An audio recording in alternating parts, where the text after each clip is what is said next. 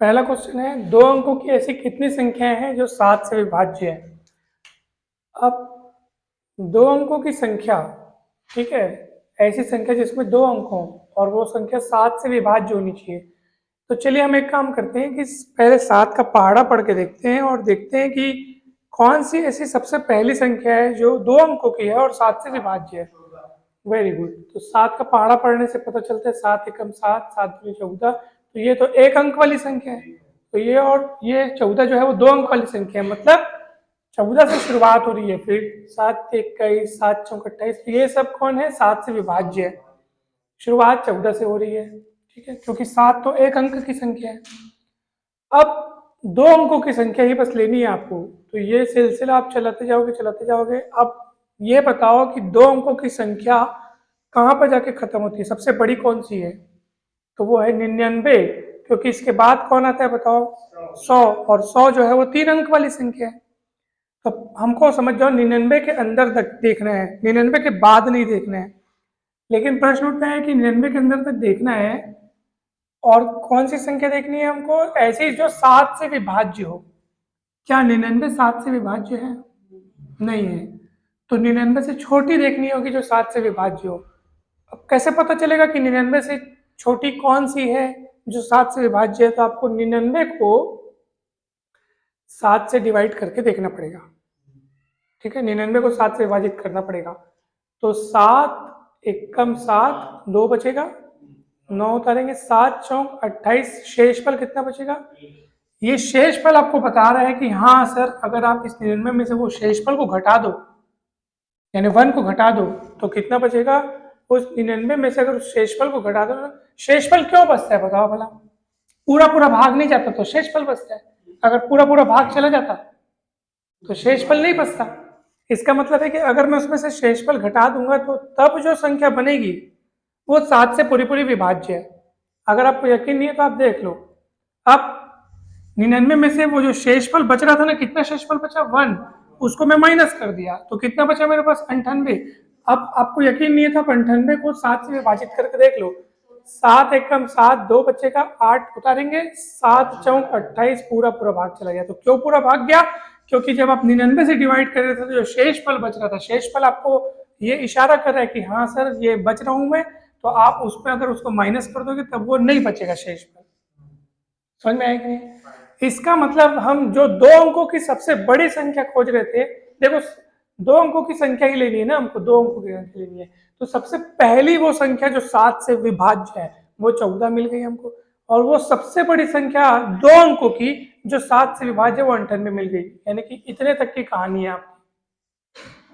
99 ले नहीं सकते, भले वो दो अंकों की है लेकिन 7 से विभाज्य नहीं है तो उसको नहीं ले सकते। यहाँ से तो 3 अंक वाला चालू हो गया। तो हमारी कहानी कहाँ से कहाँ तक चली गई, 14 से लेकर के कहाँ तक, 14, 21, 28, ये लेते लेते कहाँ तक गई, 98 तक गई। और कितनी ऐसी संख्या है बोल रहे, कितनी ठोक है, कितनी ठोक है, हमको नहीं पता कितनी संख्या है। तो अपन मान लेते हैं कितनी संख्या है, मान लो x है या n संख्या है, n संख्या है। तो अब देखो गौर से देखो, ये एक समांतर सीढ़ी बन रहा है, 14 7 21, 21 7 28, समझ में आ रहा है ना।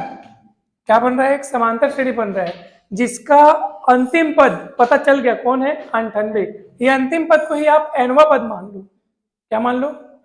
और सर्वांतर कितना है, एक है प्रथम पद, प्रथम पद कितना दिख रहा है, 14, सर्वांतर क्या है d 7, और nवां पद कौन है, 98। तो nवें पद का सूत्र बताओ, a plus n minus 1d, nवां पद का सूत्र हुआ, और ये इज इक्वल्स टू 98 रख दोगे, ठीक है। अब देखो a क्या है, 14, a प्रथम पद, n माइनस 1, d क्या है 7, 98, 14 जाके उधर माइनस हो जाएगा तो क्या बचेगा बताइए। तो n minus 1 into 7, very good very good, 84, और 7 फिर नीचे चले जाएगा,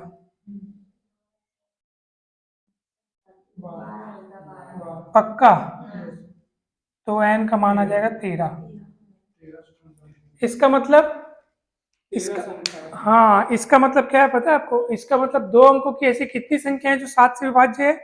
तो 2 अंकों की ऐसी 13 संख्या है जो 7 से विभाज्य है। सिद्ध हो गया सवाल, कहीं डाउट नहीं है? ठीक है ना, पक्का?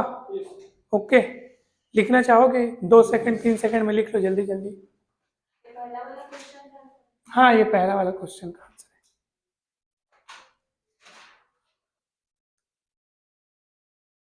देखो, अगर मान लो ना वहीं पे अगर आपके पास 7 के बजाय अगर दिया रहता कि 3 से विभाज्य, ऐसा पूछा रहता 2 अंकों की कितनी संख्या है जो 3 से विभाज्य है, तो सबसे पहले तो आप शुरुआती संख्या खोजने की कोशिश करो कि 2 अंकों की संख्याओं में से सबसे पहले कौन ऐसी संख्या आती है जो 3 से विभाज्य है।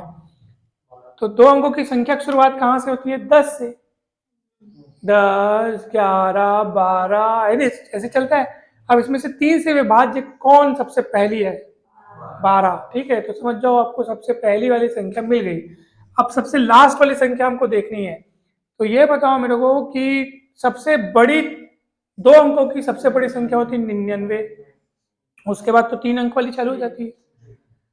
तो जो 99 है पहले उसी को चेक कर लो कि वो 3 से विभाज्य है कि नहीं है। अगर वो 3 से विभाज्य नहीं है तो हम 3 से उसको डिवाइड करके फिर शेषफल जो बचेगा उस शेषफल को इसमें से माइनस करेंगे जैसे किए थे। तो माइनस करने के बाद जो मिलेगा वो डेफिनेटली 3 से विभाजित होगा। फिलहाल हम 99 को खुद को उसको 99 को चेक कर लेते हैं 3 से विभाजित है कि नहीं। 3 तिरिक 9, शेषफल 0, मतलब फिर 9 को उतारेंगे, फिर 3 तिरिक 9, तो खत्म, पूरा डिवाइड भी हो गया, शेषफल भी 0 बच गया। 33 बार में डिवाइड हो रहा है, मतलब साफ साफ पता चल रहा है कि ये 3 से विभाजित है।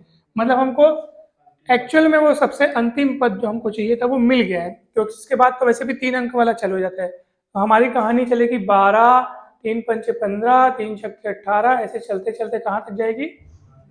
99 तक। तो आप प्रथम पद को अब 12 ले लो, सर्वांतर हो गया 3, अंतिम पद एनवा पद, याद रखना एन का मान 99 नहीं है, एनवे पद या तो टी एन बोलो या उसको आप ए एन बोलो, वो 99 है। एन नहीं, एन एन पदों की संख्या बता रहा है। हाँ हाँ, एल ले सकते हो, अंतिम पद ले सकते हो। सिंबल अलग अलग हैं, अनेक पुस्तकों में अलग अलग दिए रहते हैं या अनेक बार अलग अलग लिए जा सकते हैं, कोई दिक्कत नहीं उसमें। आप एनवे पद को या अंतिम पद को टी एन ले लो, एल ले लो, ए एन ले लो, कुछ भी ले लो, लेकिन एन अलग चीज है। एन आपको यह बताते हैं कि ये कौन से नंबरवे में 99 आता है। ठीक है, जैसे पहले नंबर में 12 आ रहा है, दूसरे नंबर में 15 आ रहा है, दूसरे नंबर में 15 आ रहा है, ये 2 नहीं है लेकिन दूसरा पद है, वैसे ये 99 है। तो ये एन का मान नहीं है, अपने को एन का मान ज्ञात करना है कि इस लिस्ट में किस नंबर पे 99 आ रहा है। तो आप वैसे ही सॉल्व करेंगे और एन का मान ज्ञात करेंगे, तो जो एन का मान होगा वही आपको बताएगा कि हाँ 2 अंकों की ऐसी कितनी संख्या है जो 3 से विभाज्य है। समझ में आया? ऐसे आपको बनाना है। अगर मान लो 99 3 से विभाजित नहीं हो पाता तो क्या करते हैं? हाँ, वेरी गुड। मान लो एग्जाम्पल के लिए थोड़ी देर के लिए मान लो 2 शेषफल बचता, एक बात की बात, तो 99 में से आप 2 माइनस कर देते, तब जो संख्या बचती वो डेफिनेटली 3 से विभाजित हो जाती। हम बात की बात कर रहे हैं, अगर मान लो नहीं होता उस केस की बात कर रहे हैं, तो वही आपका यहाँ पे अंतिम पद होता और nवें पद का सूत्र लगा करके उसी को लिखते। ठीक है, सूत्र, हाँ चलो इसी में एक बार सूत्र लगाते हैं। क्या होगा बताओ? nवें पद का सूत्र a plus n minus 1d। फिलहाल हमारे पास पता चल चुका है कि 99 3 से विभाज्य है, तो हम nवें पद के बराबर 99 को रख देंगे। ठीक है, a प्रथम पद 12 है तो मैं 12 को लिख दूंगा, ये n माइनस 1 इंटू डी 3 हो गया बराबर 99। 12 इधर आके माइनस करूंगा तो मेरे पास बचेगा 87। ठीक है, और उधर n माइनस 1 गुणित 3 हो, 3 को बटे मिला दो। ठीक है, अब बताओ कितना होगा? n माइनस 1, 3 दूनी 6, ये दे 3 एक कम, 3 दूनी 6, 2 बचेगा, 3 ये 27, 29 आएगा, पलट के एक पलट के 30 हो जाएगा।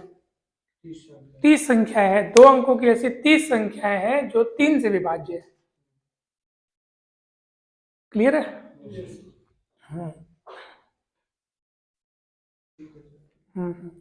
गुड, मिटाओ इसको। चलिए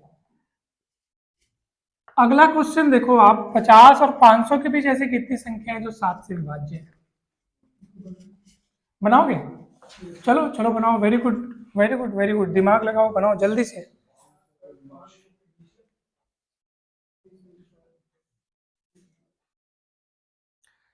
तो चलिए, दूसरा के साथ साथ आप लोगों ने तीसरा भी सॉल्व कर लिया, ये बहुत अच्छी बात है। अब मैं इसको मिटा देता हूँ और अब उन चारों क्वेश्चंस को सॉल्व करते हैं जो बहुत ही बढ़िया है क्वेश्चन है, लेकिन उनको सॉल्व करने से पहले हम कुछ अच्छी अच्छी बातें, कुछ इंपॉर्टेंट बातें उनको हम जानेंगे, उनको सीखेंगे। देखो ध्यान से समझिएगा, कुछ इंपॉर्टेंट नोट्स मैं आपको बता रहा हूँ, फैक्ट्स, कुछ जबरदस्त जानदार चीजें। देखो, अगर कभी आपको कहा जाए कि 3 संख्याएं चुनिए समांतर श्रेणी में, ठीक है, मान लो आपको समांतर श्रेणी में कितनी संख्याएं चुननी हो? 3 संख्याएं। अगर क्वेश्चन ऐसा बोल रहे हैं कि 3 संख्याएं समांतर श्रेणी में है ऐसे, और आगे की बातें और क्वेश्चन ऐसे लिख रहा है, लेकिन शुरुआत में बोल रहा है कि 3 संख्याएं समांतर श्रेणी में है, तो सॉल्यूशन जब आप बनाओगे, हल जब आप बनाओगे, तो आपको 3 संख्या वो माननी पड़ेंगी कि कौन कौन ऐसी 3 संख्या है जो समांतर श्रेणी में है। तो कैसे मानेंगे? तो ध्यान से सुनना कि अगर आपको 3 संख्याएं जब माननी हो समांतर श्रेणी में, ठीक है, 3 संख्याएं समांतर श्रेणी में लेने के लिए अगर जब लेना हो तो आप ऐसे लेंगे, बीच वाले को ए ले लेना, उससे उस पर वाली को a प्लस डी लेना, और इससे इस पर वाली को क्या लेना? a minus D. गौर से देख लो, आप सबके बीच dt का डिफरेंस है। समांतर श्रेणी मतलब क्या होता है कि पदों के बीच एक समान अंतर होना चाहिए, हर अगला पद पिछले पद से एक एक एक ज्यादा नहीं, एक ज्यादा नहीं, एक जैसा अंतर होना चाहिए, है ना भाई? एक का अंतर नहीं, एक जैसा अंतर। तो देख लो एक जैसा अंतर है कि नहीं है? ये वाला इससे d ज्यादा है और ये वाला इससे d कम है, या यूं कहिए कि ये वाला इससे d ज्यादा है, नहीं है क्या? देख लो आप, ये a है, वो क्या है? a प्लस डी, और ये क्या है? सीधी सी बात है। तो 3 संख्या जब भी लेनी हो ना, तो आप ऐसा ही लेना। अब आप बोलोगे सर जरूरी क्यों है कि ऐसे ही लेंगे, दूसरा क्यों नहीं ले सकते? तो ऐसा इसलिए है कि जब कभी मान लो बोल दिया 3 संख्याओं का योग फलाना फलाना है, तो जब 3 संख्याओं का योग जो एपी में है, जब उनके योग करने की पारी आएगी ना, तो आपको बहुत सहूलियत होगा। जैसे इसमें देख लो 3 संख्या एपी में जिनका योग कितना है, तो योग कर दिए, उनको -3 के बराबर रख देना। अब फायदा क्या होगा पता है? आपका डी कट जाएगा, तो डी कट जाएगा, ए का मान निकल जाएगा, मतलब आप सॉल्यूशन को जल्दी से आगे बढ़ा सकते हो। अगर यही 3 संख्याओं को ऐसे न मानने के बजाय मैं कुछ दूसरे तरीके से माना होता, तो हो सकता है सॉल्यूशन कठिन हो जाता। समझ में आ रहा है ना? तो 3 संख्या जब भी दिया रहेगा तो कैसा मानना है? a minus D, A plus D. देख लो आप एपी में ही है, घटा के देख लो, सर्वांतर सबका डी है, ठीक है। अब अपन आगे चलते हैं, तो इसमें कॉमन डिफरेंस क्या है? यानी सर्वांतर क्या है? डी है। याद रखियो, मैं यहाँ पे सर्वांतर लिख लेता हूँ, सर्वांतर डी है, ठीक है। ये तो ही 3 संख्याओं की बात। सर अगर 4 संख्याएं बोला जाए तब क्या लेना हो, क्या लेंगे अपन? ठीक है, अगर आपको 4 संख्याएं लेनी हो,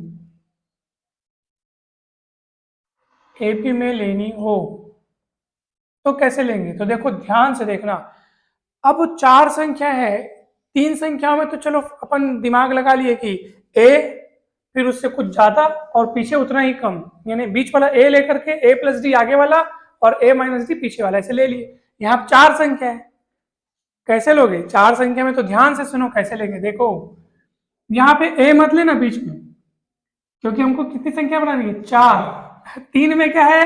एक आगे एक पीछे करके बना लिए, तो हो गया 3। लेकिन यहाँ पे 4 संख्या, तो कैसे मानेंगे बताऊं? a minus 3d, a minus D, a plus D, a plus 3d। अब बोलोगे आप ऐसे क्यों बनाए?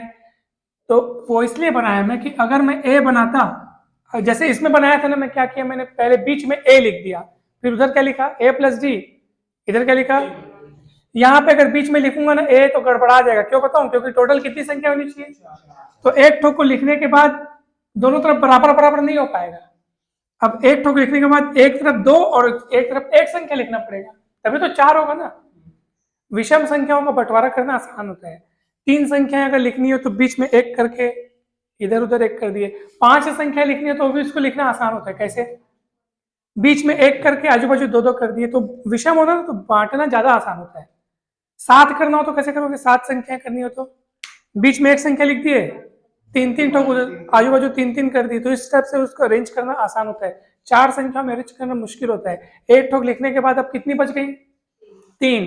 अब वो गड़बड़ा जाएगा, इधर एक लिखो उधर 2 लिखो, या इधर 2 लिखो उधर 1 लिखो, तो पैटर्न सही तरीके से जम नहीं पाता। यानी कि आप अगर आप बोलोगे ऐसी वाला पैटर्न हमको इसमें जमा दिखाओ तो गड़बड़ा जाएगा मामला। इसलिए हम लोग क्या करेंगे, बीच वालों को न लेकर के हम सीधे क्या ले रहे हैं, a plus D, A minus D, और उससे 2 कदम और आगे बढ़ के डी से क्या हो गया 2d, और इधर माइनस डी से और 2 कदम पीछे बढ़ गए तो माइनस 3d। अगर आपको यकीन नहीं है तो सब में आप देख लो 2d का कॉमन डिफरेंस है। इसका कॉमन डिफरेंस है 2d देख लो, आप घटाक देख लो, इसको घटाक देखो, इसको घटाक देखो, तो बोला a माइनस डी में से a माइनस 3d जाएगा तो क्या बचेगा, a minus D minus A plus 3d, कोष्टक खुलेगा तो चिन्ह बदलेगा, a कटेगा, 3d में d एक d जाएगा तो 2d बचेगा। समझ में आया कि नहीं है? वैसे इसमें इसको माइनस करके देख लो 2d आएगा, वैसे इसमें इसको माइनस करके देख लो 2d आएगा। तो ऐसी स्थिति में सर्वांतर कितना हुआ, 2d हुआ। तो मैं आपको वही बताना चाह रहा हूं कि जब कभी आपको 4 संख्या लेनी हो एपी में तो आप कैसे लेंगे, इस तरीके से लेंगे। समझ में आया कि नहीं बताओ? लो तो बताओ, अगर आपको 5 संख्या लेनी हो एपी में तो आप कैसे लेंगे? अगर, हाँ वेरी गुड, अगर 5 संख्याएं एपी में लेनी हो तो कैसे लेंगे बताओ? ए बीच में रख देना, उधर डी जोड़ते जाना, इधर डी घटाते जाना, ए प्लस डी, ए प्लस 2d, फिर इधर ए माइनस डी, ए माइनस 2d, हो गया 5 संख्या। विषम वाला को ना बांटना ज्यादा आसान होता है, बीच में ए रख दो, उधर डी जोड़ते जाओ, इधर डी घटाते जाओ। समझ में आया कि नहीं? हाँ, इसमें डी का अंतर है, इसलिए यहाँ पे सर्वांतर होगा डी। क्लियर है? लो तो बताओ, लो तो बताओ, लो अब 6 संख्या लेनी है तो क्या होगा? अगर मुझे 6 संख्याएं एपी में लेनी हो तो घबराना मत, इतना ही शुरुआत बताओ कैसे करनी है। देखो ए को लेना नहीं है हमको, यहाँ पे जब भी समसम वाला लेते हैं तो ए तो लेते नहीं है, तो ए माइनस डी लिख दो, ए प्लस डी लिख दो, उसके बाद 2-2 डी बढ़ाते जाओ, 2-2 डी कम करते जाओ। ये 2 ठोक कुछ शुरू में लिख देना, चलो 2-2 डी बढ़ाते जाओ, 3d ए प्लस 4d। नहीं समझ में आया क्या? उधर 2-2 डी कम करते जाओ, ए, हाँ वही जितना लिखे हो ना उसको माइनस में लिख दो, ए माइनस 3d, अरे 3 और 4 कैसे हो गया 5, हाँ 2-2 का अंदर है ना, 5 आएगा ना, ये 1d 3d 5d, 1 3 5 ऐसे आएगा। वैसे इधर भी -1 -3, तो सम रहेगा तो विषम लेंगे। हाँ सम रहेगा ना, सम संख्या रहेगी तो ऑटोमेटिक इसमें विषम विषम आएगा, सीधी सी बात है। और अगर विषम रंग संख्या रहेगी तो इसमें डायरेक्ट गिनती आएगी, 1 2 3 4 5 करके गिनती आएगा, है नहीं? देख लो आप, समझ में आएगी नहीं बताओ ना प्लीज। तो सम संख्या, अगर सम संख्या लेनी हो एपी में तो शुरुआत में आप क्या लिख देना, ए माइनस डी और ए प्लस डी के, ए माइनस डी और ए प्लस डी लिख के रख लो, उसके बाद उधर 2d बढ़ाते जाना। हाँ 3d, ये ला कैसे आया, इधर 2d बढ़ाते जा रहे हैं तो इधर 2d कम करते जाएंगे। हम लोग बीच वाली संख्या पहले लिख लिए। अगर आप शुरू से आखिर तक देखो तो ये पूरा एपी में है, जिसमें सर्वांतर कितना दिख रहा है आपको, 2d। ठीक है, सर्वांतर आपको 2d दिख रहा है। अगर आप इसको घटा के देख लो, इसमें इसको घटाओ, ए घटेगा, -3d में से माइनस माइनस प्लस 5d हो जाएगा, तो 5d माइनस 3d 2d हो जाएगा। इसके बीच घटा के देख लो तो सर्वांतर 2d आएगा। तो समझ में आया कि नहीं, पहले बताओ ना, तरीका तो बता रहा हूँ बस। अगर विषम संख्या लेनी है तो बीच में ए लेकर के उधर dd बढ़ाते जाओ, इधर dd कम करते जाओ। अगर सम संख्याएं हो तो कैसे करोगे, बीच में पहले a minus D A plus D लिख दो, फिर उधर 2d बढ़ाते जाना, तो d के बाद 2d बढ़ाओगे 3d हो जाएगा, 3d के बाद 5d 7d 9d 11d, और इधर 2d कम करते जाओ, यानी कि -3d -5d -7d -9d, इस टाइप से चलते जाएगा, है ना। 1 3 5 7 9 11, इधर भी 1 3 5 7 9 11। नहीं समझ में आया क्या? पक्का मिटाऊं? अच्छा लिखोगे, लिखो लिखो।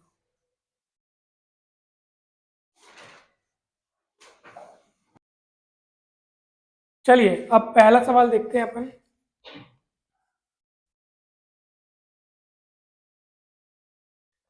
तीन संख्याएं एपी में हैं जिनका योग -3 है और उनका गुणन 8 है, संख्याएं ज्ञात करो। देखो आ गया ना। तो तीन संख्या एपी में कैसे मानेंगे बताओ। मान लो तीन संख्याएं जो किसमें है, एपी में है, वो संख्याएं निम्नलिखित है। तीन संख्या है जो कि किसमें है, एपी में है। तो कैसे मानोगे बताओ बोला। बीच में ए लिख करके उधर a plus D, a minus D हो गया नहीं एपी में। कितना बढ़िया हो गया। ऐसे ऐसे करके लिख लो, सर्वांतर डी हो गया, बढ़िया हो गया। अब उनका योग कितना बोल रहा है, योग मतलब जोड़ना। तो भैया प्रश्न से इनका योग जो है, योग कितना है, -3। ठीक है, तो देखो -d प्लस डी कट जाएगा, ए 3 ए हो जाएगा, -3 ए की वैल्यू कितनी आएगी। देखो ए का मान निकल गया ना, ए और डी दो लोग हैं यहाँ पे, ए और डी, उसमें से एक जन का मान निकल गया। वो क्यों निकला, क्योंकि इस तरीके से हमने लिया इसलिए निकला। अब ए का मान निकल गया ना, अब बी का मान निकालना बचा, लेकिन प्रश्न का एक और भाग बचा है, उसकी मदद से अब डी का मान भी निकाल सकेंगे। उनका गुणन कितना है, उनका मतलब ऋणी का, ठीक है, तथा उनका गुणन 8 है। पुनः प्रश्न से आएगा, ठीक है, पुनः प्रश्न से क्या आएगा बताओ भला। इन तीनों का गुणन a minus D into A plus D, A minus D into A plus D, तीनों का गुणा कितना है, 8 है। उसमें से a का मान -1 है, रख दो यहाँ पे भी रख दो, वहां पे भी रख दो, समझ में। जहां जहां a है वहां -1 रख दो। तो चलिए रख देते हैं, तो क्या हो जाएगा ये बताइए।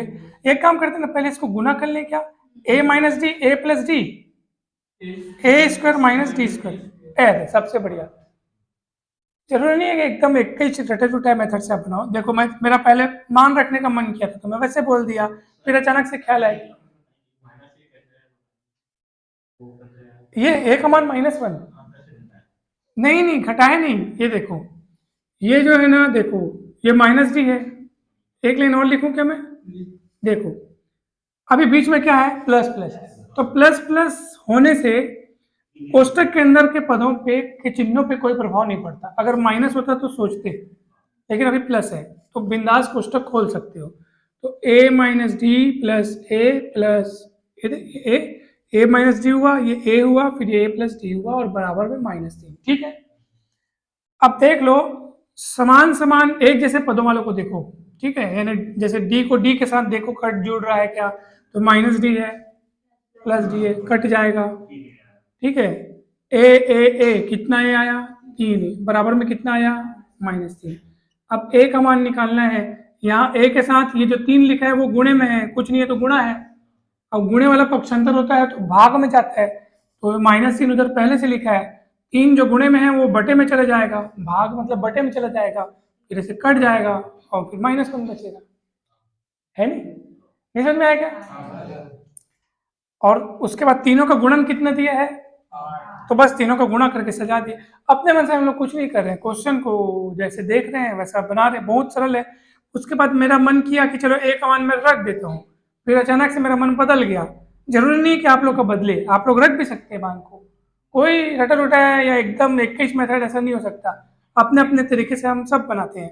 तो a minus D A plus D को पहले मैं a square minus D square करके लिख दूँ, ऐसा मेरा मन किया, फिर बाजू में a लिखा है तो उसको लिख देता हूँ, उसमें क्या है एक लाइन और नहीं सही, लेकिन थोड़ा अच्छा लगेगा, थोड़ा सरल हो गया है तो ऐसे बना दिया। अब a की जगह में -1 रख दीजिए आप, तो -1 का स्क्वायर हो गया, हाँ वो डायरेक्ट +1 हो जाएगा, माइनस का स्क्वायर प्लस हो जाता है, इसलिए मैं ऐसा कर दिया था। उसके बाद ये क्या है, a की जगह -1, ये 8, समझ में आया कि बताओ, आ गया। चलो तो -1 का स्क्वायर हो जाएगा +1, ये डी स्क्वायर, और ये -1 को सामने में भी माइनस लगा सकते हो। देखो 2-3 ऑप्शन है, ये -1 लिखा है तो -1 के कारण आप ये सामने में माइनस लगा दो, ये यही वाला माइनस यहाँ आ गया। 1 के रहने से कोई फर्क पड़ेगा नहीं, क्योंकि 1 एक्चुअली यहाँ पे गुणे में है, तो 1 का गुणा करने से कोई भी संख्या लिखी हो, चाहे कोष्टक में चाहे कहीं भी कैसी भी लिखी हो, 1 का गुणा करने से उतना ही आता है। हाँ अगर माइनस सामने हो तो ये माइनस बाहर लग जाता है, जैसे हमने लगा दिया। क्लियर है। अगर आपको ये समझ ना आए तो आप ऐसा करो, इस -1 को उधर भेज लो, तो ये 8 के बटे में -1 जाके उसको -8 बना देगा।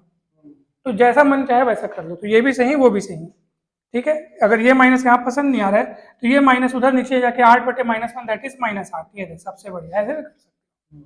आंसर आपका पक्का आएगा।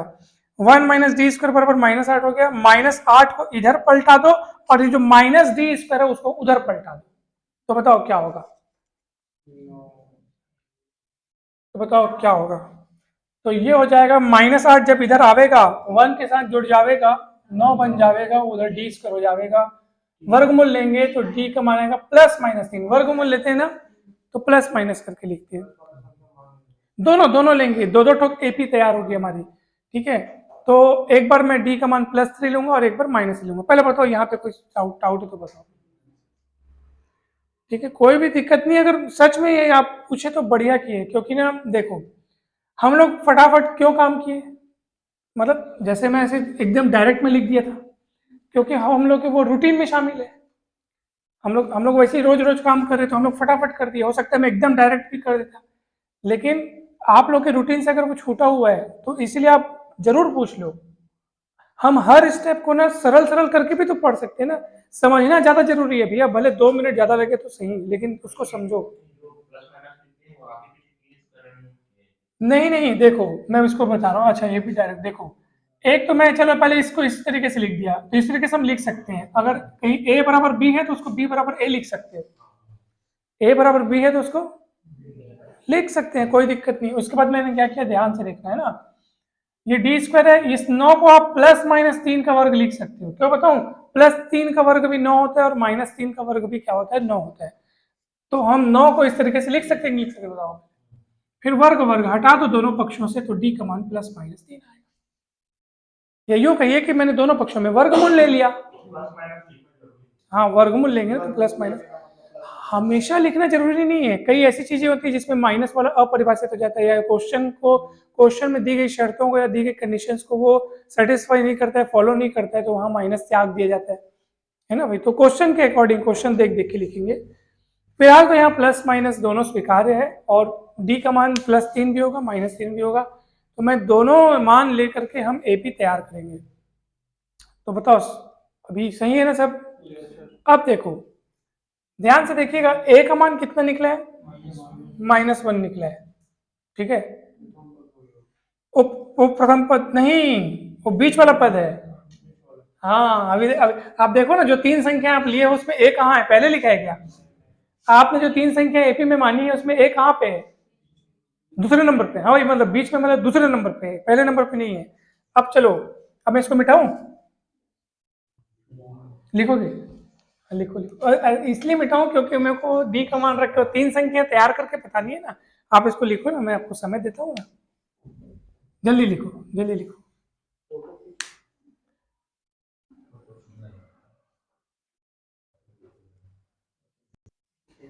चलिए तो अब सुनिए मेरी बात, ए का मान कितना है था बताओ,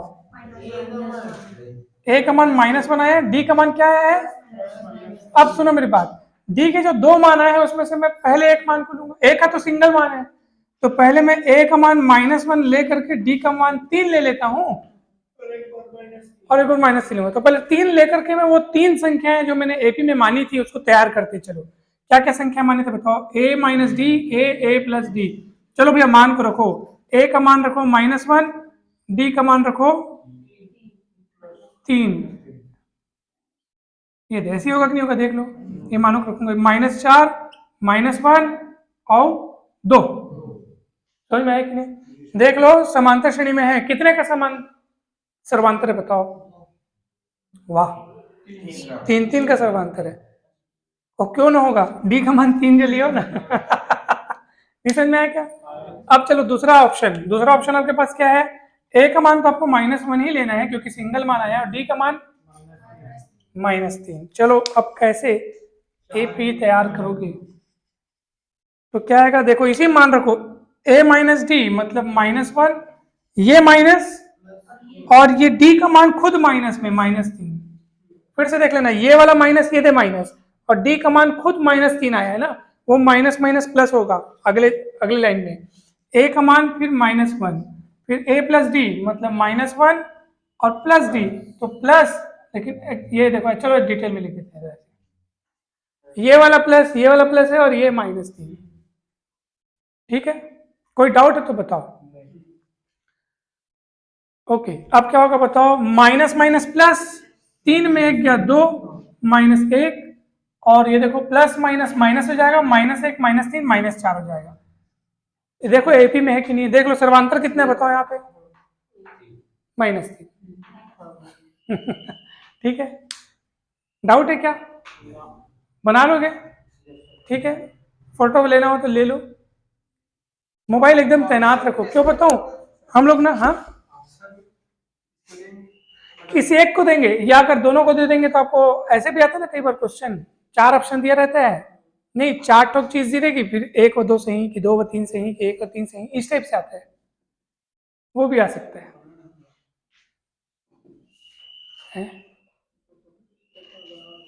हाँ तब तक बना भी सकते हो। चलिए अब सुनो, दूसरा दूसरा दूसरा क्वेश्चन देखो, दूसरा क्वेश्चन क्या बोल रहे दूसरा क्वेश्चन में, क्वेश्चन दूसरा सॉल्यूशन, 3 संख्याएं दिया है, किसमें दिया है 3 संख्याएं, एपी में है तो x का मान ज्ञात कीजिए।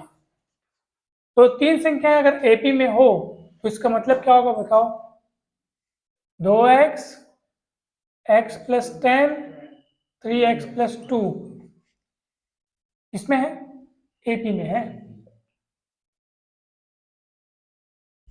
तो x का मान पूछ रहा है, बनाए पक्का। चलो इसको बनाने के पहले मैं आपको एक छोटी सी बात बताता हूँ, बहुत मस्त वाली बात है, देखो ध्यान से देखना, थोड़ा सा हम सीखते हैं ताकि इसको सरल तरीके से बना पाए। अगर कोई कह रहा है कि सर 3 संख्या ए बी सी मान लो किसमें है, एपी में है, समांतर श्रेणी में है, समांतर श्रेणी मतलब अरिथमेटिक प्रोग्रेशन मतलब एपी, ठीक है। तो समांतर श्रेणी में है इसका मतलब ये है कि हर पदों में डिफरेंस सेम सेम होता है, इसको अपन क्या बोलते हैं, कॉमन डिफरेंस या सर्वांतर, यानी कि बी में से ए को घटाओगे तब भी उतना ही आएगा, सी में से बी को घटाओगे तब भी उतना ही आएगा। समांतर श्रेणी का डेफिनेशन यही कहता है कि हर पदों में क्या होना चाहिए, कॉमन डिफरेंस, सेम गैप होना चाहिए, दूसरे में से पहले घटाओगे तब भी उतना ही आएगा, तीसरे में से दूसरे घटाओगे तब भी उतना ही आएगा, चौथा अगर पद होता है यहाँ पे तो चौथे में से तीसरे घटाते तब भी उतना ही आता। अब सुनो ध्यान से, सुनो ध्यान से, इधर से -b को पक्षांतर करके इधर लाओ, पहले से b है, उधर से एक ठुक b और आएगा तो b2 भी हो जाएगा, और इधर से माइनस से उधर जाकर के प्लस हो जाएगा, और ये c पहले से है, क्लियर है। अब आप डायरेक्ट ये चीज याद रखना, ये चीज एक कंसेप्ट अपने आप में, एक सूत्र याद रखना कि अगर 3 संख्याएं एपी में हैं, अगर 3 संख्याएं किसमें है, तो बीच वाली का डबल बराबर आजू बाजू वाली का जोड़, दे दे बी का दुगुना, 2b मतलब बी का दुगुना, बीच वाली संख्या का दुगुना बराबर आजू बाजू वाली का योग, याद रखना इस, हाँ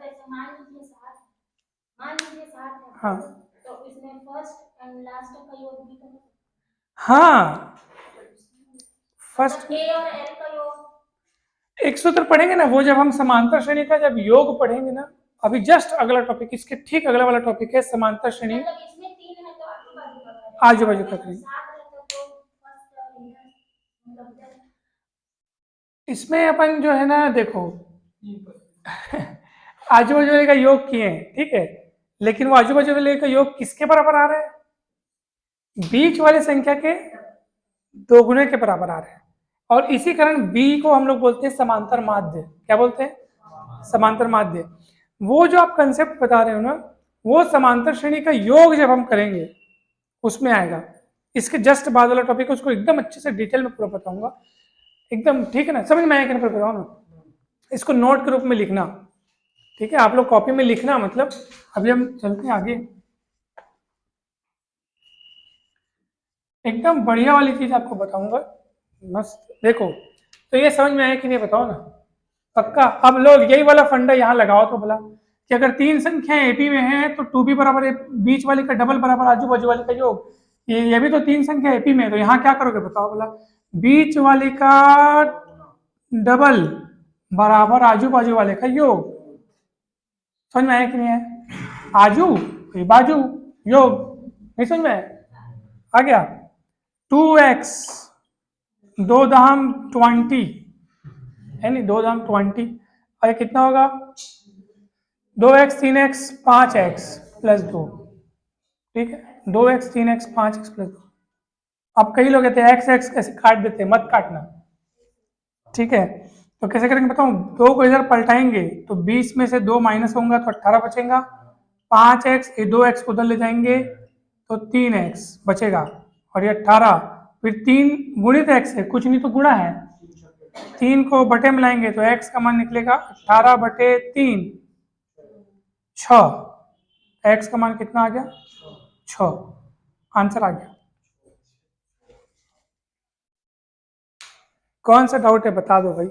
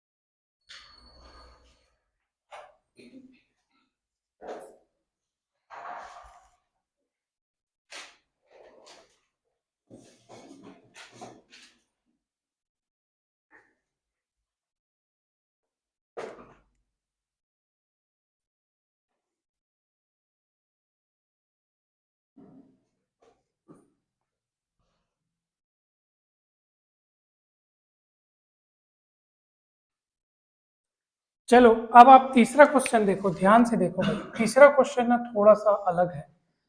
क्या बोल रहा है, यदि ए और बी के बीच समांतर माध्य इतना हो तो एन का मान क्या होगा। थोड़ा सा ध्यान से समझो, ठीक है। याद रखिए दो राशि, सूत्र पहले मैं आपको बता रहा हूं, कुछ भी नहीं करना है। दो राशियां अगर मान लो है आपके पास ए और बी, तो ए और बी का समांतर माध्य, ए और बी का समांतर माध्य बोलो या ए और बी के बीच का समांतर माध्य बोलो या ए और बी के बीच समांतर माध्य बोलो, तीनों बात एक ही है। तो ऐसे भी लिख देता हूं मैं, ए और बी के बीच कौन, जो समांतर माध्य। नाम में स्पष्ट है, माध्य मतलब एवरेज, समांतर माध्य मतलब उनका एवरेज। तो दो चीजों का एवरेज कैसे पता करते हैं, दोनों को जोड़ करके 2 से भाग देते हैं। 40 और 50 का एवरेज कितना होगा 45। कैसे पता चला, 40 और 50 को आपने जोड़ा तो 90 बना, 90 को 2 से डिवाइड किया तो 45 बना। तो ए और बी का समांतर माध्य जानने के लिए आपको दोनों को जोड़ के 2 से भाग देना होता है। ये ए और बी के बीच समांतर माध्य हो गया। लेकिन आप बोलोगे कि ए और बी के बीच समांतर माध्य आप इतना बता रहे हो और प्रश्न में इतना दिया है, ए और बी के बीच समांतर माध्य इतना दिया है, कैसे करेंगे। तो दोनों बराबर रखेंगे। चलो दोनों बराबर रखो। प्रश्न अनुसार प्रश्न बोलता है कि ए और बी के बीच समांतर माध्य इतना है करके, तो उतने को रखो भैया यहाँ पे, ठीक है। ऐसे उतने को रखना पड़ेगा। लेकिन हम तो जानते हैं कि ए और बी के बीच समांतर माध्य इतना होता है, तो सर बताए इतना, क्वेश्चन में दिया इतना, दोनों को बराबर रखो भैया। चलो ऐसे समझ में आया कि नहीं बताओ, दोनों बराबर रख दिए। अब देखो यहाँ से आगे चलने के दो रास्ते हैं। एक तो रास्ता तो आप ऐसे तिर्यक गुणा करके प्रॉपर सॉल्व करो, कम से कम 6 7 8 लाइन में बनेगा। परीक्षा में इतना समय है नहीं हमारे पास, तो आप सिस्टमेटिक सॉल्व करें कि डायरेक्ट आंसर लाएं, जैसे बोलो आप। डायरेक्ट आंसर लाते हैं। चलो दिमाग लगाओ, आप खुद सोचो कि भैया ये तो परम सत्य सूत्र है, जो लिखा है ना यहाँ पे कि ए और बी के बीच समांतर माध्य इतना होता है करके, वो सही है। मगर अब आपको दिमाग लगाना पड़ेगा, सर यहाँ पे तो ए की घात 1 है, यहाँ पे ए की घात कितने हैं, दोनों बराबर होना चाहिए। तो n+1 को 1 के बराबर रख के देख लो, ये इसको इसके बराबर रख के देख लो, सब चीज फिट होगा ना, कुछ भी गड़बड़ नहीं होगा, याद रखना, ठीक है। पक्का। तो कितना मान आएगा बताओ, 1 1 कट जाएगा, n बराबर 0 आएगा। या 1 1 नहीं काटना कठिन लग रहा है तो आप ऐसे कर लो, 1 उधर जा घटने घटेगा नहीं क्या, तो 1 - 1 कितना होगा, n का मान 0। तो आपको n का ही मान पूछा गया था, n का मान 0 आ गया। देख लो आप इधर से भी लाओगे तो n का मान कितना आएगा 0। अब आप बोलोगे चलो सर ऊपर ऊपर का आप तुलना करके बता दीजिए, नीचे क्या होगा, यहाँ 2 लिखा है नीचे, यहाँ a की घात n धन b की घात n लिखा है, ये कैसे बराबर हो गया? तो मैं आपको बता रहा हूँ, ध्यान से देखो, ये कितना लिखा है, उसको आप 1 + 1 लिख सकते हो, लिख सकते हो, बता दो, लिख सकते हो। और 1 किसी भी संख्या घात में अगर 0 लगा दो तो उसका मान 1 होता है, तो उस 1 के जगह में a की घात 0 लिख दिया, इसमें b की घात 0 लिख दिया। अब आप देखो ये पूरा उसी रूप में दिख रहा है, फिट हो रहा है कि नहीं हो रहा है? और n की जगह क्या दिख रहा है, देखो 0 है नहीं, n की जगह 0 दिख रहा है कि नहीं दिख रहा है? बोले कैसे कैसे लिख दिए, कुछ नहीं, मैं इसको देखते हुए इसको लिखने की कोशिश किया। 2 को पहले लिखा 1 धन 1, फिर मैं देखा कि यहाँ पे a की घात 0 लिख सकता हूँ। अगर नीचे से मतलब नहीं है तो मत रखो मतलब, आप ऊपर को देख सकते हो ना, a की घात कितना है, 1 है, यहाँ कितना है, n + 1 है, दोनों को बराबर रख दिया, n का मान निकल गया। nh का मान तो पूछा है और कुछ तो थोड़ी पूछा है आपसे, तो n का मान 0 होगा। ये हुआ कि भाई आपको प्रश्न जब आएगा परीक्षा में तो ऑप्शंस के रूप में आएगा, तो हमको हमारा वहां पे सामने वाले को ये नहीं दिखाना है कि देख ऐसे हल करते हैं, आपको सही उत्तर चुनने से मतलब है। सही उत्तर चुन लिया आप, किसी भी तरीके से चुने हो, ठीक है ना, आपको तो आप देखो ये सही तरीका है, और नहीं तो इसको फिर तिर्यक गुणा करके फिर समान घात वाले को इकट्ठा करके फिर सॉल्व करके बनाना पड़ता, ठीक है ना, ये समझ में आया ये तरीका? हाँ, एक बार और देखो, ए और बी के बीच समांतर माध्य इतना होता है, हम जानते हैं, उसको मैं लिखा यहाँ पे लिखा था, a + b = 2 लिखा था, लेकिन प्रश्न बोलता है कि a और b के बीच समांतर माध्य इतना है, तो मैं उसको भी लिख दिया। अब दोनों कैसे बराबर हो, n का मान क्या रखो कि जिससे दोनों बराबर हो जाए, तो मैंने क्या किया, पहले पहले पद को देख लिया, a की घात कितने यहाँ पे, a1 को लिखा यहाँ पे, यहाँ पर a की घात कितने हैं, उसको रख दिया, दोनों को बराबर रख दिया, इसका और उसका बराबर रख दिया, पक्षांतर कर दिया, टिचुक करके पक्षांतर हो गया, 1 - 1 0 आ गया इनका मान। कितना सेकंड लगा, 10 सेकंड भी नहीं लगा। आप चाहो तो b की घात को तुलना कर सकते हो, हाँ उसे त्रिय गुणा करने में ना, हाँ, ये देखो ये बुक में बना भी हुआ है, दिख रहा है,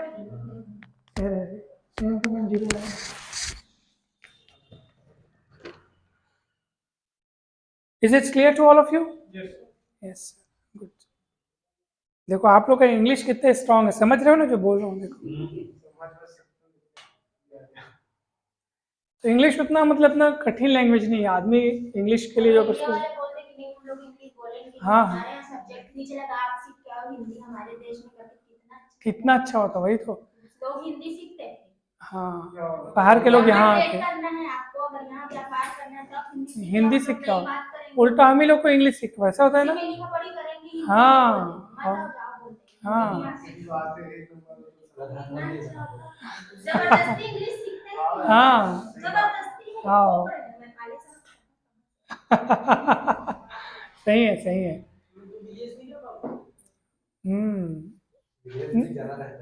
एक बार क्या हुआ पता है, तो आप देखिए जो मैडम को हिंदी नहीं आता, यहाँ पे काम करता है कि नहीं करता है?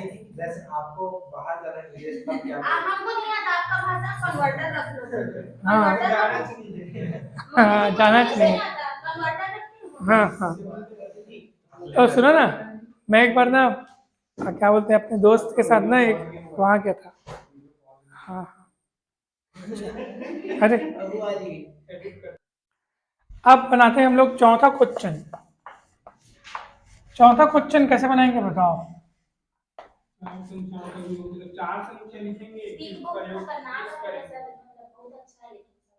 कौन सा तीसरा? खतरनाक कहाँ, जब बनाए तो कितने जल्दी से बन गए। हाँ ऐसे सवाल तो एग्जाम में आ सकते हैं आपके, जो देखने में खतरनाक हो लेकिन बनाने में बहुत आसान हो, बस बहुत सरल है, बहुत सरल है, बिल्कुल सरल है। अच्छा एक बात बताओ, मान लीजिए अगर आपके पास वहां पर अगर उसी में ए और बी के बीच समांतर माध्य अगर इतना होता, देखो n-2, ठीक है ध्यान दीजिएगा, और इधर होता n-2 ऐसे सेम से, ठीक है, और नीचे में आपका होता n-3 n-3 ऐसे, और बोलता ए और बी के बीच समांतर माध्य इतना है करके, तब क्या करते? तो फिर भी हम लोग नहीं घबराते, हम लोग क्या करते? इसको a प्लस बी बाई 2 के बराबर ही रखते, क्योंकि ये सर्व सत्य है कि a और b के बीच समांतर माध्य इतना ही होता है, तो हम बराबर इसी के रखते। अब तुलना कर लेते, तुलना कर लो, इसको इसके बराबर तुलना कर लो, n-2 बराबर कितना?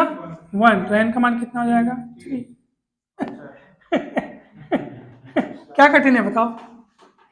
और अगर आपको यकीन नहीं है ना कि सर अगर 3 ही है तो सबो जगह 3 रख के देख लो, आपके पास जो हमारा ए और बी के बीच समांतर माध्य जो हम पढ़े हैं ना उतना ही आएगा। देख लो, आप रख के देखो, यकीन नहीं है तो, क्योंकि इसको मैं ऐसे नहीं लिखूं, दिमाग लगा के लिखो। देखो 3 लिखो, तो लिखो ना 3, 3 में से 2 गया 1, यहाँ 3 में से 2 गया 1, यहाँ n का मान 3 रखो, 3 माइनस 3 0, 1 घात 0 मतलब 1, और यहाँ भी 3 माइनस 3 0 1, तो कितना होगा बताओ?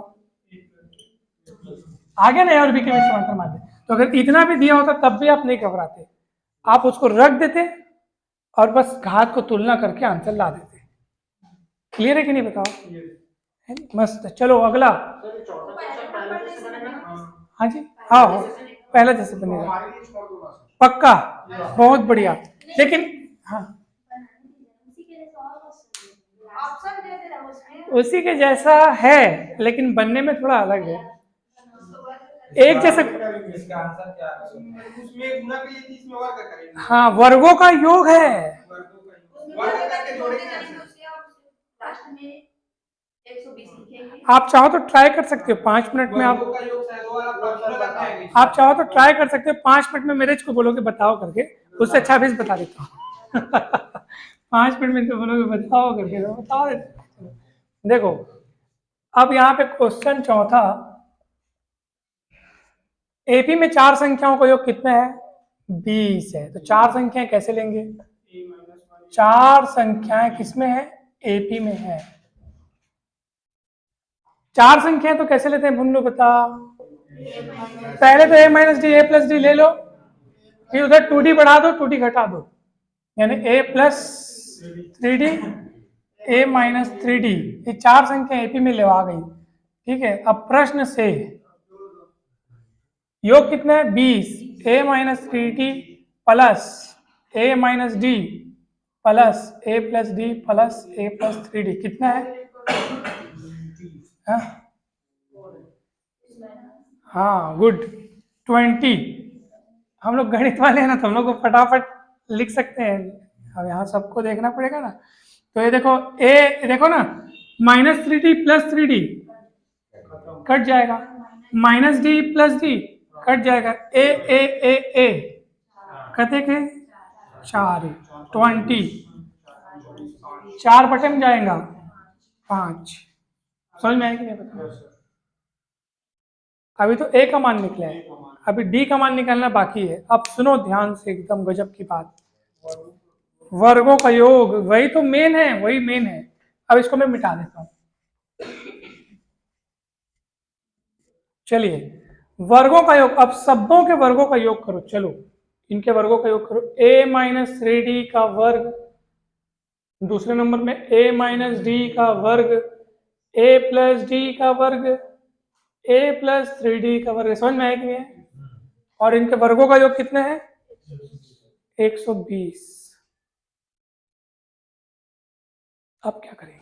अब क्या करते आप? मान लो आपको मैं बना देता था, अब आप क्या, कौन सा फॉर्मूला लगाएंगे? a की जगह 5, हाँ 5 रख भी देंगे, उसके बाद क्या होगा?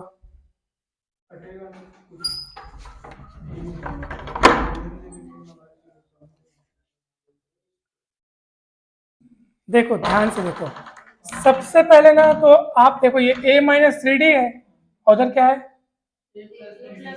मतलब इनका जोड़, इनका कंबाइन करके कुछ फार्मूला बन सकता है। तो इसको एक साथ लिखो, इसको एक साथ लिखो भैया। चलो इसको एक साथ लिख दिया मैं, ये बीच वाले को एक साथ लिख दिया, a minus D square A plus D square एक साथ लिखा गया, बराबर में 1/20। अब सुनो, मैं आपको मस्त वाला फार्मूला बता रहा हूँ।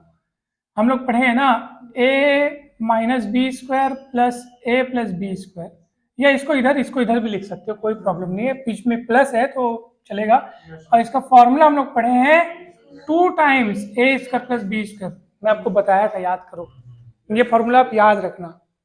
अब ये फॉर्मूला यहाँ कैसे फिट करेंगे सर, तो ये देखो, ये दोनों जोड़ियों को देखो, इसके जैसी दिख रही है, ए माइनस कुछ कुछ ए प्लस कुछ कुछ, यानी बी की जगह में अगर आप गौर से देखो ना तो बी की जगह में 3D दिख रहे हैं, यहाँ पे देख लो आप, केवल इतने, फिलहाल इतने को देखो, उतने के लोग बाद में देखेंगे, फिलहाल इतने को देखो, दिख रहा है आपको। तो फॉर्मूला क्या होगा बताओ, 2 times A square plus B square. अब आप बोलोगे ये फॉर्मूला कैसे आया, तो मैं आपको बताऊं कैसे आया। देखो, ए माइनस बी स्क्वायर का सूत्र लगाओ, A square plus B square minus 2ab, इसका सूत्र लगाओ A square plus B square plus 2ab, ये plus 2ab minus 2ab cut जाएगा, ए स्क्वायर 2 बार है, बी स्क्वायर 2 बार है, तो 2 बार होने के नाते 2a square 2b square, 2 common निकल के आ गया, ये समझ में आया कि नहीं बताओ। तो इस तरीके से सूत्र बन गया। अब सुनो क्या होगा आगे, तो ये सूत्र चलो यहाँ लगाओ ना, क्या होगा बताओ, हाँ बताओ, 2 times A square plus plus plus B square मतलब 3d का स्क्वायर मतलब 9d स्क्वायर हो जाएगा, 3 का वर्ग भी होगा ना।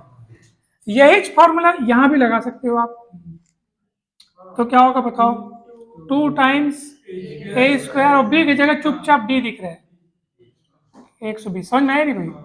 चलो अब हो गया इसका रोल खत्म। अरे 2 को अंदर गुणा करेंगे तो क्या हो जाएगा, 2a स्क्वायर और इधर से भी 2a स्क्वायर 4a स्क्वायर आ जाएगा, ठीक है। 2 इधर भी तो गुणा होगा सर, 2 9 यानी 2 9 18d स्क्वायर और ये 2d square, total 20d square बराबर 120। समझ में आया कैसे हुआ। ऐसे थोड़ा सा आप डायरेक्ट करना, धीरे धीरे सीखते जाओ। चाहते तो हम क्या करते, 2 को अंदर गुणा करते पहले, फिर उधर 2 को अंदर गुणा करते, फिर ए स्क्वायर वालों को जोड़ते, उससे डायरेक्ट जोड़ो, इधर का पहला उधर का पहला, देख लो क्या आ रहा है, 2a स्क्वायर कितना हुआ, एक साथ लिखा गया, दूसरा बचा हुआ है, तो 2 9 18 हुआ, 2 9 18d स्क्वायर और ये 2d स्क्वायर जाएगा ना अंदर, गुणा होगा ना, तो 2 9 18d स्क्वायर और 2d स्क्वायर, टोटल कितना डी स्क्वायर हुआ, ये 20d स्क्वायर। समझ में आएगी इस टाइप से, उधर एक 20, अब 4 को कॉमन लेंगे, 4 कॉमन आ गया, तो अंदर इतना कितना बचेगा, ए स्क्वायर, यहाँ बचेगा 5d स्क्वायर, ये एक 20 हो गया, 4 नीचे जाएगा, ए स्क्वायर 5d स्क्वायर, 3 चौक 12 30 बचेगा। अब वो समय आ गया जिसमें ए का मान रखा जाएगा, ए का मान कितने है 5, 5 का वर्ग हो जाएगा, 5 का वर्ग 25 हो जाएगा, 30, तो 25 उधर जाकर माइनस हो जाएगा 30 में से, 5 फिर बटे में चले जाएगा, फिलहाल 1, फिर जब वर्गमूल लूंगा, इसका मतलब एक बार आप इस ए के मान के साथ इधर +1 लेकर के आप इधर मान रखिएगा तो 4 अंक प्राप्त होंगे। फिर डी का मान क्या लीजिएगा, माइनस है ना, एक बार ए का मान 5 लेकर के डी का मान 1 ले लो और यहाँ रखो, तो रखोगे तो आपको चारों संख्याएं मिल जाएंगी। फिर दूसरी बार में आप ए का मान जो 5 है उसके साथ डी का मान -1 लेना और यहीं रख देना, तो फिर से दूसरी 4 संख्याएं बन जाएंगी। इस तरीके से आपको 2 प्रकार से आंसर मिला, 2 बार, ठीक है, हो गया। अरे बाप रे,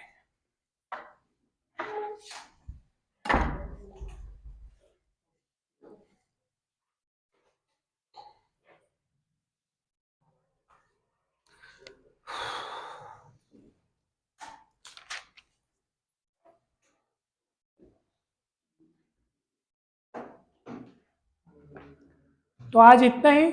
उसके बाद ना कल हम लोग पढ़ेंगे समांतर श्रेणी के n पदों का योगफल, फिर वो टॉपिक खत्म हो जाएगा, फिर गुणोत्तर श्रेणी पढ़ेंगे।